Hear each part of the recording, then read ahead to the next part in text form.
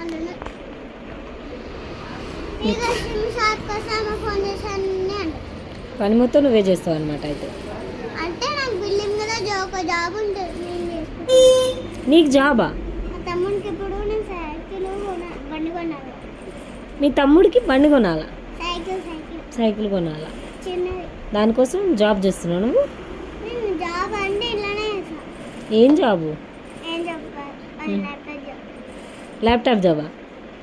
ఇంతలోగా నువ్వు laptop job చేస్తున్నావా? రోజు పైసలు ఏమేస్తుంది దాని పని. మా డాడీకి అప్పుడు అవన్నీ ఇస్తాను, అని అప్పులు కట్టుకుంటారు. కార్డు అన్నీ కట్టుకుంటారు కదా.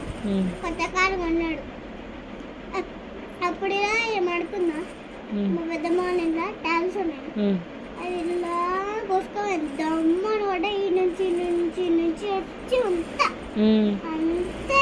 అప్పుడు ఇక్కడ అర్థంగా ఒకటి హాస్పిటల్ ఉందా, హాస్పిటల్ పోయితే అలా తీపెట్టి మా అమ్మ డాడీకి ఫోన్ చేసి వచ్చినప్పుడు అప్పుడు మా డాడీ వచ్చిండు.